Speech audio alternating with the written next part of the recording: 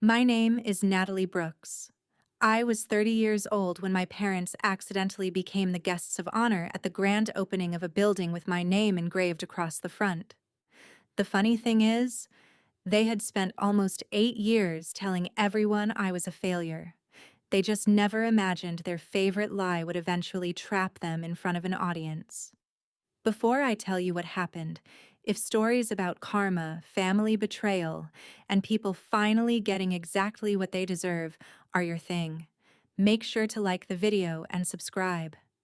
It really helps the channel.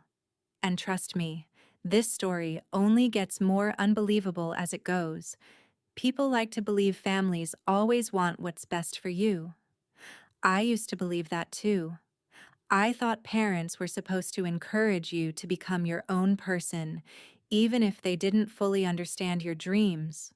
What I eventually learned was that some parents don't actually want you to succeed. They want you to succeed exactly the way they imagined. Anything else feels like a personal betrayal. Growing up in Cedar Ridge, a town small enough that everyone knew who bought a new lawnmower before they knew who got engaged, image meant everything, especially to my parents. My father, Richard Brooks, managed one of the oldest accounting firms in town. My mother, Linda Brooks, practically lived through the local charity committee, church events, neighborhood associations, and every social gathering where appearances mattered more than honesty. We weren't rich. We were respectable. According to my parents, respectable was better. I learned that word before I learned multiplication. Respectable girls wore certain clothes. Respectable girls didn't argue. Respectable girls chose stable careers. Respectable girls married respectable men. Respectable girls certainly didn't spend hours sketching buildings on notebook paper while everyone else played outside. I loved architecture before I even knew the word. When I was 7, my grandmother bought me a cheap set of colored pencils. Instead of drawing flowers or animals, I drew houses, then neighborhoods, then entire city blocks. I wasn't interested in decorating rooms. I wanted to imagine places where people felt something. Sunlight through glass, open courtyards, quiet libraries, community spaces. I loved wondering why certain places made people smile while others made them feel small. My father would glance at my drawings and laugh. Another house? It isn't a house, I'd say. It's a cultural center. He'd chuckle without looking. Whatever you say. It always sounded harmless. Looking back, it wasn't. That tiny dismissal happened thousands of times. Every dream became cute. Every ambition became a phase. Every achievement came with a reason it didn't matter. When I got accepted into one of the state's best architecture programs, I thought everything would finally change. Instead, dinner became painfully quiet. Dad folded the acceptance letter. So. So. When are you applying to business school? I blinked. I'm not. You will. No. He stared at me. Mom sighed dramatically before either of us spoke again. Natalie. She always stretched my name whenever disappointment was coming. Architecture isn't exactly practical. It is. How many architects do you know? None. Exactly. I took a slow breath. I don't have to know one. Dad leaned back. You've always been artistic. He said artistic the same way someone says contagious. But eventually people grow up. I am grown up. No. He smiled. You're pretending. That sentence stayed with me for years. You're pretending. As if every dream I'd ever had was some elaborate costume, as if my future belonged to them. The arguments became weekly, then daily, then constant. Every breakfast, every dinner, every car ride, every holiday. Dad started leaving brochures from accounting firms on my bedroom desk. Mom circled articles about job security. Whenever relatives visited, she'd casually mention, Natalie's still figuring things out. I hated that sentence because I'd already figured it out. They simply refused to accept the answer. College became my escape. For the first time, I met professors who didn't laugh at my ideas, people who challenged me, inspired me, expected more from me. One professor, Dr. Evelyn Carter, stopped me after class during my second semester. "You stay after everyone leaves." "I like working." "No." She smiled. "You like thinking." That surprised me. Most people confused the two. She didn't. Over the next few years, she became the mentor I never knew I needed. She pushed every project harder than I thought possible. Whenever I said something was good enough, she'd shake her head. Good enough doesn't leave a legacy. I wrote that sentence inside every sketchbook I owned. Back home, things got worse. Whenever I visited during breaks, it felt like returning to strangers wearing my parents' faces. They weren't interested in my classes, or internships, or design competitions. Only one question mattered. "When are you getting serious?" One Christmas, Dad actually introduced me to one of his coworkers' sons. He works in finance. The poor guy looked just as uncomfortable as I did. Mom whispered while setting the table, "Wouldn't it be nice to settle down instead of chasing fantasies?" I almost laughed. I was 23. They spoke as though I were 45 and living in my car. Then came graduation. The ceremony was beautiful. Families filled the auditorium. Flowers, photographs, tears, parents hugging children. Mine arrived 20 minutes late. Dad spent most of the ceremony checking emails. Mom complained the chairs were uncomfortable. Afterward, my classmates celebrated together. Parents cried, laughed, told stories. Mine looked at my diploma for maybe 3 seconds. Dad asked, "So, when do you plan on getting a real job?" I stared at him. "This is a real job." "No." He smiled. "It's an expensive hobby." Something inside me cracked. Not loudly, quietly, like glass under pressure. The next morning, I accepted an internship in another city. It barely paid enough to cover rent. The apartment was tiny. The refrigerator rattled all night. The shower had exactly 2 temperatures, freezing or lava. I loved every second of it. Because every difficult day belonged to me, not them. I worked 14-hour days, sometimes 16. I carried materials, stayed late, redesigned presentations no one asked me to redesign. I learned software until my eyes burned. I slept with sketchbooks beside my bed because ideas arrived at 2 in the morning. I wasn't chasing money. I was chasing competence. Every month I improved. Every project became stronger. Every mistake taught me something. Whenever I called home hoping maybe, they'd finally be proud, the conversations always ended the same. "So you're still doing that architecture thing?" "Yes." That single sound. Hmm. 8 years of work reduced to one syllable. Then the rumors started. I didn't know at first. My cousin Megan accidentally told me during a family wedding. She pulled me aside while everyone danced.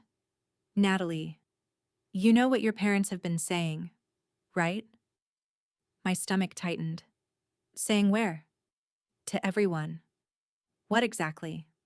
She hesitated. "I already knew it wasn't going to be good. They tell people you couldn't make it." I laughed. Not because it was funny, because it was absurd. "I have a job." "I know." "They know." "I know." "So why?" She looked genuinely uncomfortable. "They tell everyone you're drifting between temporary jobs." I frowned. "They say you keep asking them for money." I stared at her. "I've never asked them for money." "I know." "They say you're too stubborn to admit you made a mistake." Every sentence landed like another brick on my chest. Then came the one that hurt most. "They tell people they don't really have a daughter anymore." The music inside the reception hall continued. People laughed. Someone clinked a champagne glass. Outside, everything became strangely quiet. I couldn't hear the traffic anymore, couldn't hear the wind, only my heartbeat. Slow, heavy. I suddenly understood why certain relatives had stopped calling, why old family friends acted awkward whenever we crossed paths, why people looked at me with pity. My parents hadn't simply disagreed with my career, they had rewritten my life. And everyone believed them.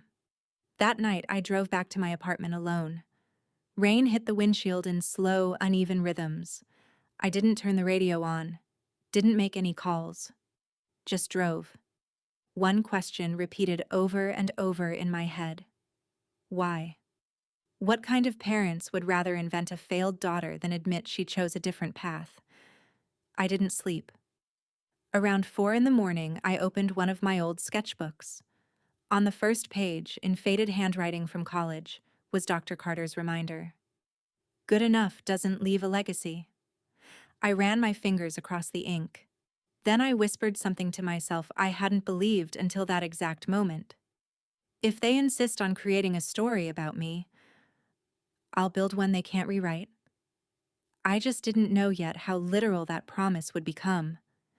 And I had no idea that years later, my parents would unknowingly stand beneath my name while still insisting I had accomplished nothing. The funny thing about rebuilding your life is that nobody applauds the ugly parts. People celebrate promotions, awards, big contracts, magazine covers.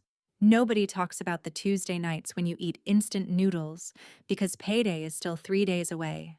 Nobody posts pictures of themselves crying in a parking garage after spending 12 hours fixing mistakes on a project that won't even have their name attached to it. That was my life. For every victory people would eventually see, there were hundreds of moments that no one ever would. I became the first person in the office and usually the last one to leave. Some mornings the cleaning crew recognized me before the receptionist did. I learned how every floor of that building sounded at different hours. At 6 in the morning, it was quiet enough to hear the air conditioning hum through the vents. At midnight, every keystroke echoed across empty conference rooms. I loved it. Not because it was glamorous, because every exhausting day proved something to myself. I wasn't pretending anymore. I was becoming exactly who I wanted to be. My boss, Marcus, wasn't easy to impress. If he complimented your work, you knew you'd earned it. One evening, he stopped behind my desk after everyone else had gone home. You changed the community center proposal. I thought it flowed better. You weren't asked to. I know. He studied the drawings for almost a minute. You were right. Then he walked away. That was it. 4 words. You were right. I smiled the entire drive home, not because of the praise, because someone had looked at my work instead of my career choice. There was a difference. Months turned into years. The tiny apartment became a slightly less tiny apartment. I could finally afford decent groceries, a couch that wasn't secondhand, a coffee machine that didn't sound like it was preparing for takeoff every morning. Little things. The kind of milestones nobody notices until they've lived without them. Then came my first major project. Not as lead architect, not even close. I was responsible for one section of a mixed-use development downtown. When construction finally started, I stood across the street after work watching cranes lift steel into the evening sky. My fingerprints were invisible. No one walking past knew I'd spent months helping shape what they were looking at. But I knew. That was enough. Or at least, I kept telling myself it was. Because every time I opened social media, reality found a way to punch me in the stomach. Photos from home, family barbecues, holiday dinners, birthday parties, everyone smiling, everyone together. Except me. At first I assumed I simply hadn't been invited. Then my cousin Megan called. They're telling people you don't want anything to do with the family. I closed my eyes. What? They say you think you're too good for everyone. I laughed once. A short, bitter laugh. I haven't been invited. I know. So why would they? They're protecting the story. Those 4 words lingered long after the call ended. Protecting the story. That was exactly what they were doing. If they admitted they had stopped inviting me, people would ask why. If they admitted I was steadily building a career, the whole narrative would collapse. So instead, they kept adding chapters. Apparently, according to people back home, I had already quit architecture twice. I was supposedly living off credit cards. I'd been seen crying outside some office building I'd never even visited. Someone claimed I'd moved back in with roommates because I couldn't survive on my own. Another person confidently informed an old classmate that I worked at a coffee shop after failing in the city. The details kept changing. The conclusion never did. Poor Natalie. Such a shame. She should have listened to her parents. The most painful part wasn't the lies. It was how effortlessly people believed them. Parents are supposed to know their children. Why would anyone question their version? For a while, I wanted to fight back. I imagined posting every promotion, every project, every certificate, every accomplishment. Then one evening, Dr. Carter invited me to dinner. She had retired from teaching, but still mentored former students whenever she could. She noticed something was wrong before I said a word. "You've been carrying something." My parents. "Still," I nodded. "They tell everyone I'm a failure." And? They're lying. I know. I want people to know. She stirred her tea without looking up. "Natalie, what do you actually want?" "I want the truth." "No." She looked directly into my eyes. "You want validation." That hurt because it was true. You can't build a life sturdy enough if it's resting on other people's approval. So I just let them lie? For now. I frowned. For now? The truth has a strange habit of introducing itself. I didn't fully understand what she meant. Not then. But those words stayed with me. Instead of arguing with rumors, I buried myself in my work. A year later, Marcus called me into his office. He slid a folder across the desk. "I've accepted a position overseas." I smiled. "Congratulations." "I'm recommending you." "For what?" "My position." I actually laughed. "I've only been here 4 years." "I know. There are people with twice my experience." "There are. They're also twice as comfortable." I blinked. He leaned forward. "You solve problems. You listen. And you care about the people who'll actually use these buildings." He smiled. "Experience can be taught. Character can't." When I walked out of his office, my hands were shaking. Not from fear. From possibility. For the first time, I wasn't just contributing to someone else's vision. People were trusting mine. The promotion changed everything. Developers started recognizing my name. Clients asked for me directly. Young interns followed me around the way I'd once followed Marcus. I made mistakes. Plenty of them. But I learned faster than ever. Then came the project that quietly changed the course of my life. A neglected industrial district on the edge of my hometown's county was being redeveloped. Most firms didn't want it. Too complicated, too political, too expensive. Our company did. The proposal wasn't just another office building. It included a public plaza, affordable workspaces for local businesses, a community arts center, and environmentally sustainable design that would completely transform the area. I spent weeks studying maps, traffic patterns, historical photographs, old zoning records. Some nights I found myself smiling, not because of revenge, because I genuinely believed this project could help people. Then I looked at the location again, less than 15 minutes from where I'd grown up, my hometown. I leaned back in my chair. Life had a strange sense of humor. For several minutes, I simply stared at the screen. Part of me wanted to ask someone else to take over, avoid the memories, avoid my parents, avoid everything. Another part of me, the stronger part, thought something different. No, if this project succeeds, it will succeed because I earned it, not because of them, not in spite of them, because of me. The board approved the proposal. Construction planning began. Then, during one of the executive meetings, someone casually mentioned naming rights. The lead investor smiled. This project deserves a signature. Someone joked that the building should carry the name of whoever made the impossible possible. Everyone laughed, except the CEO. He looked across the table, directly at me, and asked one simple question. Natalie, how would you feel if your name became part of this project? The room suddenly felt very, very quiet. I had absolutely no idea that one decision made in that conference room would eventually lead my parents to the most embarrassing moment of their entire lives. Because while they were still introducing me as the daughter who had thrown her future away, people I'd never met were quietly preparing to carve my name into stone. I said yes, but not right away. Not because I was unsure about the project. I'd learned long ago that hesitation doesn't always mean doubt. It sometimes means fear catching up to something your future already decided. The truth was simpler. I was scared of what my parents would say when they found out. Not because I needed their approval. I didn't. But because some wounds don't stop existing just because you've outgrown the people who caused them.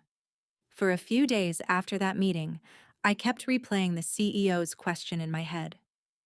How would you feel if your name became part of this project? It sounded absurd. My name. On a building? Not a desk plaque? Not a staff list? Not a forgotten mention in some internal report? A building. Something permanent. Something visible. Something people would walk past every single day. I didn't tell my parents. Not yet. Instead, I buried myself deeper into the project. The industrial district wasn't just land. It was history layered in rust and abandonment. Old warehouses with broken windows, empty lots where weeds had claimed ownership, a train line that hadn't been active in years, now just a memory carved into the ground. Most people saw decay. I saw possibility. Every time I walked the site, I could almost hear it. Not what it was, but what it could be. Children running through open courtyards, artists selling work in sunlit studios, families gathering in spaces that didn't feel like they were designed to exclude them. It wasn't just architecture anymore, it was correction. And I didn't realize it at the time, but that's what made it dangerous. Because when you start building things that feel personal, you stop being able to separate emotion from structure. The approval process moved faster than expected. Investors liked the concept. City officials liked the economic projections. Even the critics struggled to find a clear argument against it. One of them finally said it during a public hearing. This feels intentional. I remember sitting in the back of the room, watching him flip through the plans. Intentional. That word stuck. Because it was.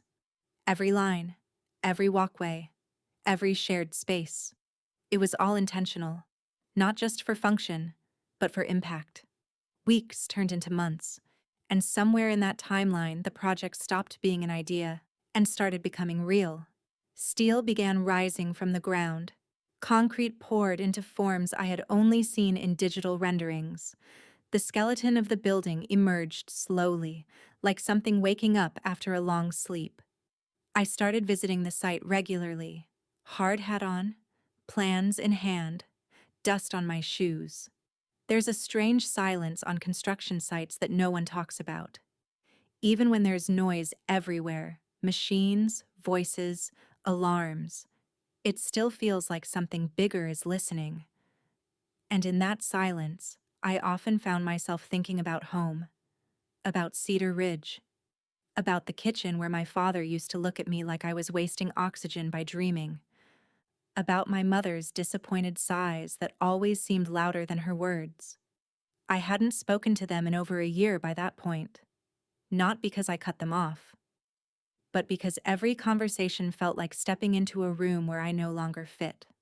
Then, one afternoon, everything shifted. I was reviewing facade adjustments with the structural engineer when my phone buzzed. Unknown number. I almost ignored it. Then I answered. A familiar voice came through, hesitant but recognizable. Natalie? It was Megan, my cousin. I wasn't sure if you'd pick up. I stepped away from the noise of the site. What's going on? There was a pause, a long one. Then she said it. They're talking about you again. I closed my eyes for a second. They always are. No, you don't understand this time. Her voice lowered. They've been telling everyone you moved back home. I frowned. What? They said you couldn't make it in the city, that you came back after everything fell apart. A hammer dropped somewhere behind me on site. The sound echoed through my chest. That's not true, I said flatly. I know, she replied quickly. I know it's not. But they've been building on it. Building on it? She hesitated again. They said you're working locally now. Small jobs, temporary contracts. Nothing serious. I didn't respond immediately, because I was trying to understand something I'd long stopped trying to understand. Why? Why keep doing this? What did they gain from it? Megan continued. They even told people you're embarrassed to come home. That one landed differently, not because it was new, but because it was strategic. It wasn't just gossip anymore, it was protection. They weren't just talking about me, they were controlling how I was allowed to exist in their version of reality. I looked out at the structure rising from the ground, the skeleton of something permanent, something undeniable, something they didn't know was mine. I see, I said quietly. Natalie, I thought you should know. Thank you. After I hung up, I stood there for a long time, watching workers move across scaffolding, watching a building become itself. And for the first time in a while, I felt something shift inside me. Not anger, not sadness. Something sharper. Clarity. They weren't going to stop. Not until they had to. That evening, I made a decision. I started preparing for the opening phase of the project. Not just the technical side, the public side, the invitations, the media coordination, the stakeholder list, the ceremony. And somewhere in that list, a thought began to form. Small at first, almost unnoticeable, but it grew. What happens when the people who built your shame are invited to witness your success? I didn't act on it immediately, but I didn't ignore it either, because the truth was becoming harder to avoid. The project was too large now, too visible. Local news outlets had begun covering it. Blogs started speculating about the redevelopment impact. And one article, just one, mentioned something that made my breath catch. The lead architect, Natalie B., is expected to play a central role in the project's public unveiling. Natalie B., no last name. But enough, because in a town like Cedar Ridge, there weren't many Natalies. That's when I knew. It wasn't going to stay hidden much longer. And I had a choice to make. I could warn them, prepare them, or let reality arrive exactly as it was meant to, unedited, unfiltered, unavoidable. I opened my laptop that night and looked at the final draft of the naming proposal. My name sat there on the screen. Still theoretical, still waiting for final approval, but already heavier than anything I had ever carried. I didn't smile. I didn't cry. I just stared at it for a long time. Then I said something quietly to the empty room. Let's see how long they keep laughing. And I finalized the submission. The next morning, approvals came through. The name was locked, And somewhere in Cedar Ridge, my parents were still telling people I had failed, not knowing that failure was no longer part of my story, not knowing their version of me was about to collapse in front of an audience they could never control. The morning of the opening ceremony felt unreal, not exciting, not celebratory, unreal. Like I was walking through a version of my life that had finally stopped listening to doubt. The building stood complete, not just finished, but alive in a way concrete and glass sometimes become when enough intention is poured into them. Sunlight hit the facade in clean, deliberate angles. The plaza outside was already filling with people. Reporters setting up cameras, city officials greeting donors, workers standing a little taller than usual, like they knew they had built something worth remembering. And above it all, my name. Not hidden, not subtle, not symbolic. Visible, permanent. Carved into the front of the building in clean, modern lettering that reflected the morning light like it had always belonged there. Natalie Brooks Center for Community and Design. I stood across the street for a moment before anyone noticed me, just watching. My hands were steady, but my chest wasn't. Because no matter how many years you spend building yourself into someone unrecognizable to your past, there are still moments when your past tries to breathe down your neck. I adjusted my blazer, took one slow breath, and walked forward. The security guard checked my name, smiled politely. Ms. Brooks, they're expecting you. That word, expecting, felt strange. No one from my childhood ever expected anything good from me. I stepped inside. The interior smelled like fresh wood, glass polish, and new beginnings. People were everywhere. Voices overlapping, flashbulbs popping. Then I heard it. My name, somewhere in the crowd. Natalie Brooks is here. Heads turned. I kept walking, calm, measured, until I saw the stage. And then I saw them, my parents. At first, I didn't recognize the stillness in their posture. They were standing near the front rows, dressed carefully, as if they belonged there. My father wore his usual, important man-in-town expression. My mother clutched her purse like it was armor. They were smiling, talking to a city official beside them. My stomach didn't drop, it tightened. Because for a split second, I thought maybe they had come to support me. A foolish thought. A dangerous one. Then I heard my father's voice carry slightly as he laughed. Honestly, we're just here because the city invited prominent families, my mother added quickly. Yes, our daughter works in design. She mentioned something about this project, but she tends to exaggerate her involvement. Exaggerate. That word again. I stopped walking. Just for a second. Not because I was hurt, but because something inside me went very still. A quiet before impact. They hadn't recognized the building yet. Not truly. Not deeply.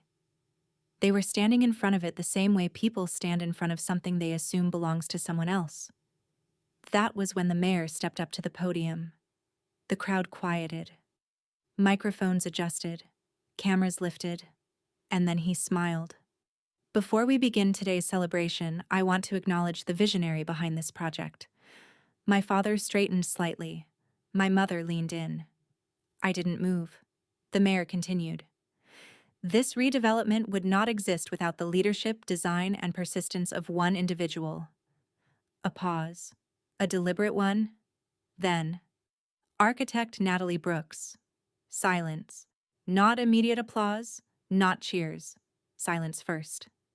Like the world itself needed a second to decide whether it had heard correctly. And then, my name echoed through the building. Applause followed. Loud, expanding, unavoidable. I stepped forward, slowly, onto the stage, and that's when I saw it. My father's smile didn't disappear immediately. It froze, like his brain was still trying to force the situation into something it understood. My mother blinked once, then again. Then her eyes moved. from the stage, to the building, to the name above the entrance visible through the glass walls behind me. Natalie Brooks. Her lips parted slightly, but no sound came out. My father leaned forward a little, squinting, as if distance was the problem, as if clarity would fix it. Then I saw the exact moment it hit him. Not slowly, not gradually, all at once. His face changed. The smile broke first, then confusion, then something worse. Recognition. His mouth opened slightly.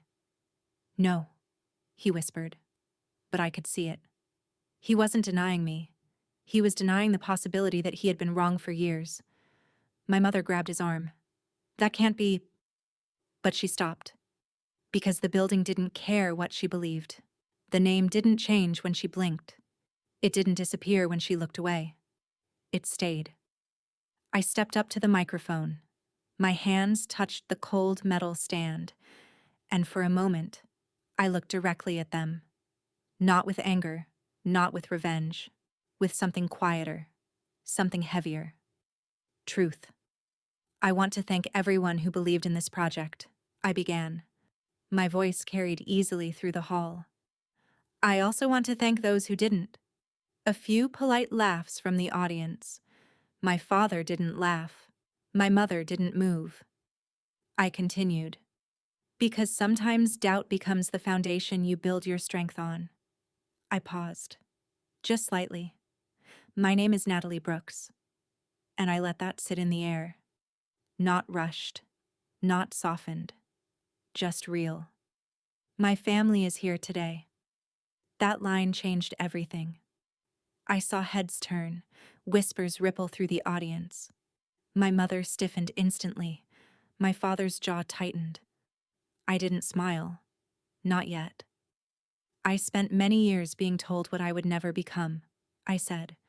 "And for a while, I believed that version of me existed." A pause. Then I added quietly, "Until I built something they couldn't edit." Silence again, but different this time. Heavier. My eyes stayed forward, but I could feel them. My parents. Frozen in place. Trying to shrink into a version of themselves that didn't have to face this moment. When the speech ended, the applause was louder than before. But I didn't hear most of it, because I finally stepped off the stage and walked toward them. The crowd parted slightly, not dramatically, just enough. I stopped a few feet away, close enough to see everything clearly. My father spoke first, his voice lower now, controlled, careful. "This is impressive." I nodded once. "Yes." My mother forced a smile. "We had no idea you were involved in something like this." That word. Involved. As if I had been an assistant, a helper, a footnote. I looked at her. "I wasn't involved." A pause. "I built it." My father exhaled sharply, like the air had been taken from him. "This is quite the achievement." Another nod. Short. Polite. But I could see it now. The fracture. Everything they had told themselves for years was collapsing in real time. My mother's voice softened. "We always knew you had potential, Natalie." That almost made me laugh. Almost. But I didn't. Instead, I said quietly, "No." Just that. One word. And it carried more weight than anything else in the room, because it wasn't angry, it wasn't dramatic, it was accurate. My father looked at me for a long moment. Then, almost quietly, "You should have told us." I held his gaze. "I did." He frowned. "You didn't..." "I did," I repeated. "Years ago. And I watched it land. Not as accusation, but memory. Every dismissal. Every, every laugh. Every moment they chose not to listen. It was all there now. Between us. Unavoidable." My mother looked down at the floor.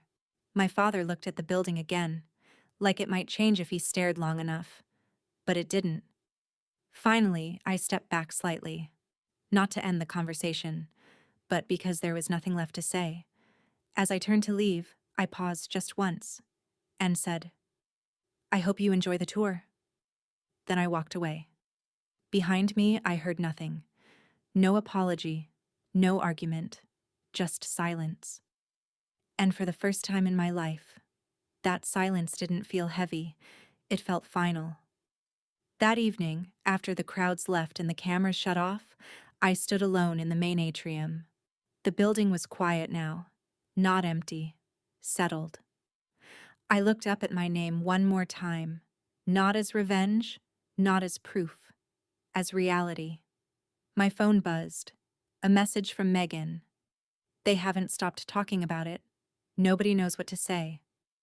I didn't reply immediately. Instead, I just looked around the space, at something that didn't exist when I was told I would amount to nothing. And I realized something simple.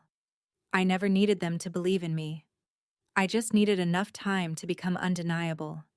If this story made you feel something, if you've ever been underestimated, dismissed, or written off by people who should have known better, leave a comment and share your story.